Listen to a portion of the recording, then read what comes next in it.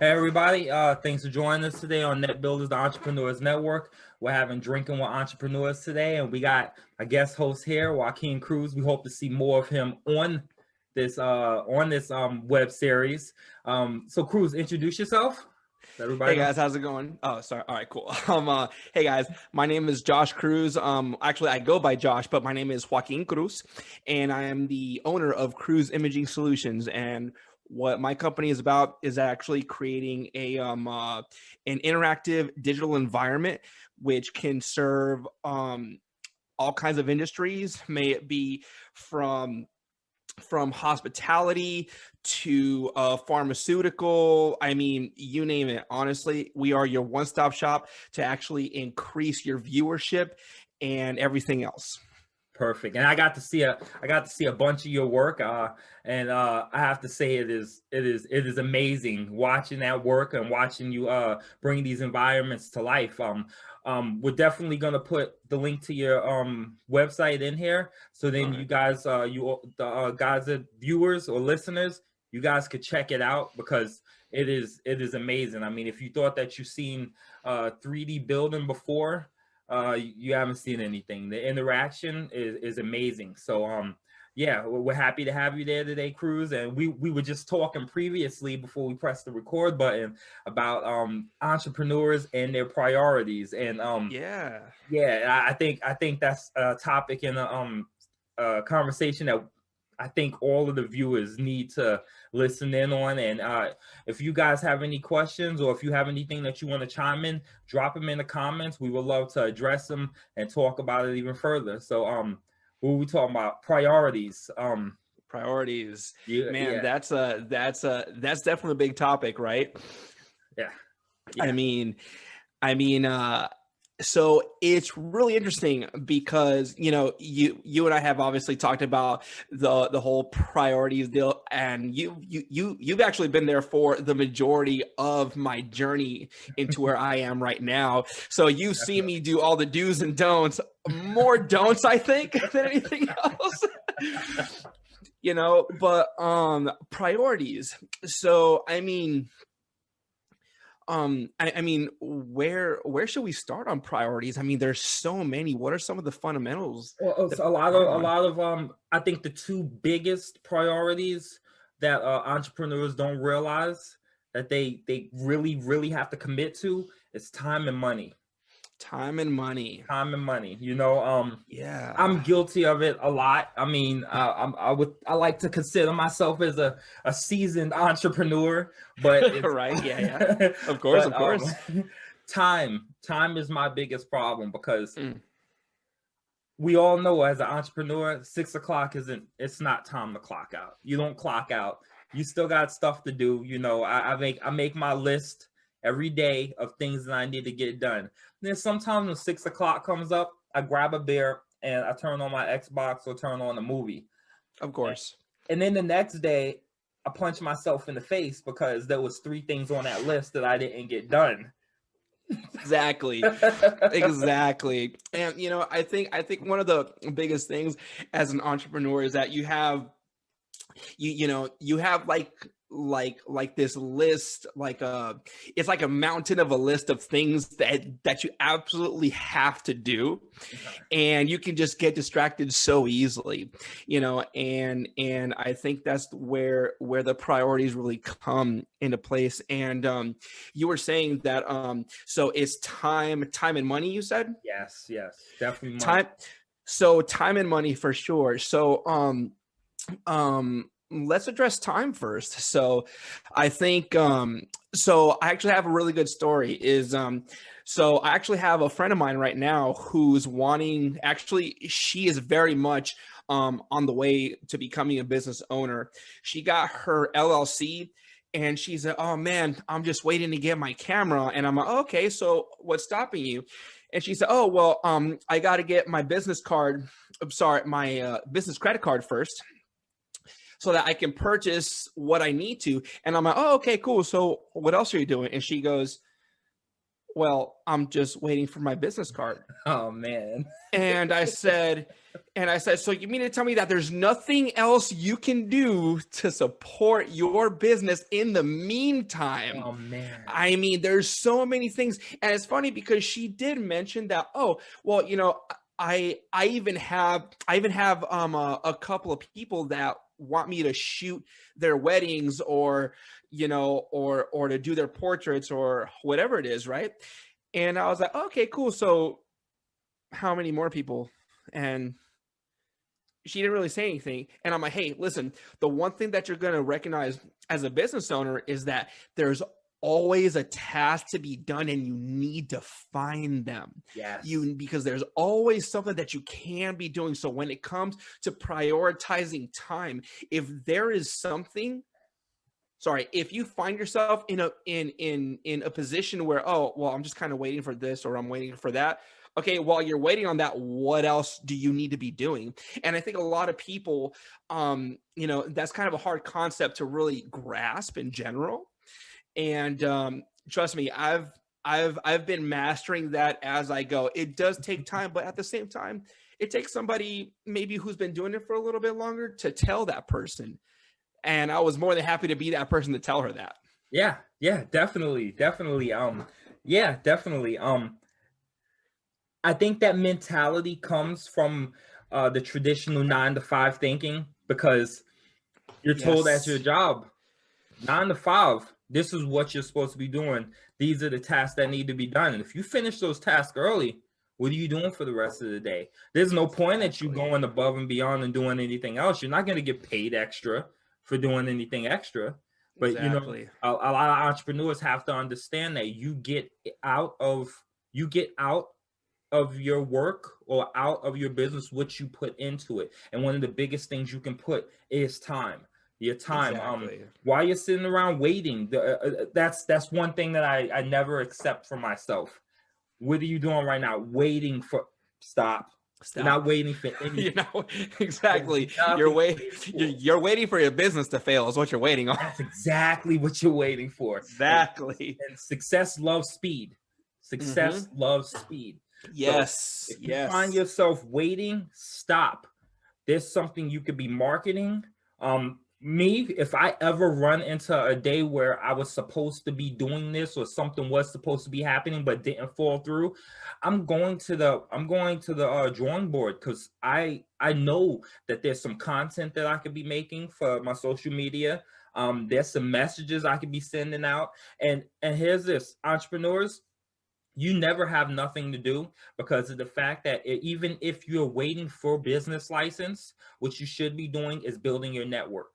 That is what Net Builders is designed for. Building your network. You should always be building your network, creating a everlasting network of people that not necessarily just clients. Build a network of competitors, because you can learn from them all the time. And that's true. Yeah, most competitors aren't asses. Like, they really aren't. Like, some people, especially people that's been doing what you're doing in your industry for a while, if you come to them and ask them questions, they won't look at you as a threat. They'll look at you as, yeah, sure, let me put you under my wing. I'll teach you all I know. Sure, teach me then. Exactly. And actually, to speak on that point, actually, so Steve Jobs, right? So if don't quote me exactly, but from what I understand, one of Steve Jobs' ways of seeing things was, he has never really been in a position where he didn't, where he asked somebody to help and they said no. And I think that's important, especially for new business owners as well too. And that may not be 100% true, but at the same time, it's it's true. I don't know how to do this. Let me look at somebody who's been doing it for a while, and let me have a conversation. People are always willing to have conversations no matter what, especially people that are successful are always willing to have that conversation, because at the end of the day, that's a form of legacy, is that they can say, hey, I actually showed this person how to do it because they had the balls to actually come up and talk to me. I'm not trying to toot your own fucking horn over here, but you're that person for me, because there's a lot of things that you're doing that has actually brought in results. And actually, let's use that as a little bit of a segue as well too, when it comes to time as well too, is knowing how to use your time correctly, right? And priorities. Busy work and productive work. Being busy and productive. Exactly. When it's productive, it actually brings something back to the table. It gets results. And as a business owner, you start to realize really fucking fast, like, hey, this is getting me results. This isn't doing shit for me, because I'm in the same place now that I was last week. And I'm pretty sure it's not supposed to be like that. But to speak on what you were saying, I think a lot of people bring that over from the working the 9 to 5, getting paid for their time versus getting paid what they're worth. Ooh, I love that. And that's something that I've definitely been, excuse me. Whew. Sorry, I've had a couple, obviously. This is entrepreneurs drinking, everybody. But yeah, no, bringing over that mentality from that thing in particular, it's just, it's very harmful, and it is a difficult cycle to break out of. Yeah. So I really like that, that point that you brought up. Yes, I appreciate that. That's generational. One of the biggest problems that entrepreneur has, I'm a little bit off topic right now, but one of the biggest problems that an entrepreneur has is that lack of support. And it's hard to get support from family. Well, a lot of people are afraid to ask for it too. Exactly. And that's pride. Entrepreneurs have to get rid of pride. If you go into your business pridefully, I mean, it's great to poke out your chest at what you've accomplished. Exactly. That's great, but of course. But to ask for help, ask for help. There's groups on Facebook. There's different people that you've seen do it. Like, one of my favorite things to do. Hey, Stu.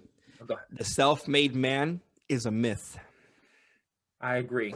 The self-made man is a myth. Arnold Schwarzenegger. Oh my God. 100%. The self-made man is a myth. So I'm just supporting what you're saying. Continue. I had to pull the Schwarzenegger out. Nobody can argue with the governor. I know. Yeah, exactly. Exactly. Chopper. No one can argue with chopper. Get to your business. The point of that is ask for help. You know what I mean? Ask for help. Network, ask for help. Yeah, time is a huge thing. Time is something entrepreneurs. Listen, if you're running your business, or if you have a business and you haven't gotten to sell, but you can tell me everything about Grey's Anatomy because you just sat there and binge watched every episode, you're not running your business. You're not working your business. And especially as a solopreneur, if you're doing everything, you're wearing too many hats for you. I mean, I'm not saying don't enjoy yourself. Well, real quick, before you move on, let's break that down. What would you say is the difference between an entrepreneur and a solopreneur? Because, believe it or not, I've actually been making a lot of connections on LinkedIn, and one in particular was, hey, I'm actually a solopreneur. And that was actually the first time that I heard that term. I'm a solopreneur, and I don't need your service in particular, but I know other people that do. Okay. So what's the difference between those two? All right. So an entrepreneur is like you. As of right now, you hold a position as a solopreneur, but as you expand and you scale, your business will require for you to have more employees under you, whether they be independent contractors or if they be employees. A That's true. So I've actually solopreneur, moved past the solopreneur because exactly, as a matter of fact, I have you as a partner as well. And I also have my partners up in Ireland as well that do the majority of my social and web presence and create content for me to actually go on and promote my business. So you're exactly, right. You're absolutely exactly. right. So I would be considered an entrepreneur versus a solopreneur. Exactly. A solopreneur is say like a virtual assistant. They never Right. have they fall more into a freelance Mhm. category. They Yeah. never have aspirations or intentions on ever having to hire. So if their Huh. workload gets too heavy, they'll just cut everybody else I off. was gonna say they'll just drop it off. Yeah. Exactly. Or Huh. maybe they'll sublet that work out, you know, but Mhm. they have no intentions on ever being a business owner or ever owning Right. a business, you know what I mean? Having employees. But oh, okay. So I was gonna say, so you mean to tell me, so you have, let's talk about this in levels then, right? Okay. So you have your 9 to 5 employee, they're getting paid for their hours, for the hours that they put in. Yes. Then you have a solopreneur that's getting paid for their value, Hmm. but they're content with just that particular little bit Yeah, right well, there. but you have to think if they're getting paid for their value, they do have a level of freedom that the 9 to 5 doesn't have. They have the Yeah, freedom to be able to take vacations, you know, and some people are but happy with that's why that. we're grading it though. So Well, yeah, but you're absolutely right. But that's why we're grading it. that's also a monetization for them. That's also value for them. Some people never want to be business owners. They want to stay at that solopreneur because to them the most important thing is being able to control Ah, that schedule, being able to have that time. okay. So that's a So huge would you thing for them. say? So would you say being a solopreneur versus being an actual business owner? Because when we think of business, right, business has a lot of moving components. Hmm. Right, a business has a lot of moving components. So you've got your 9 to 5, you're paid for your hourly, and then you've got your solopreneur, which is paid for their value, but they control everything. Yes. They control everything. They can expand in the terms of they can work with that person, and they can get all the clout, and they can be a consultant or whatever it is, and they can get paid big bucks. Yes. But would you say that actually being an entrepreneur at the higher business level where you're creating relationships and getting people to help you build your things and you have all these sections, would you say that that's like the highest form of these are the people that are going to be in the top 1%? Yes. I Okay. definitely say so. And the main reason why is because as a solopreneur, you can only do so much as you can possibly do. So you put a cap. You put a cap on your earning potential Right. because Oh, okay. yeah, you put a cap Okay. on your earning potential because once you go over your threshold of how many clients you can have because there's only 24 hours in a day, then Mhm. what do? Now you can, like I said, sublet that out, which Mhm. you know can keep income coming in, but Mhm. who's to say that who you subletted that out to isn't going to steal your future business? Right. You That's know, true. so that's always risky. Now as an entrepreneur or a business owner, you know your income is not capped, and also some things come with that. Typically solopreneurs usually stay in the realm of just getting an EIN number and Mm, staying as an independent contractor or such. you know Business owners usually go with that LLC, S corp, or C corp, which takes the liability off of them. So there's a certain risk issue that they have there too. As a exactly. solopreneur with just the EIN, if you mess a job up or you do something wrong or anything You're like that, and you liable. get sued, exactly. You're Now they're liable. coming after your direct assets. Exactly.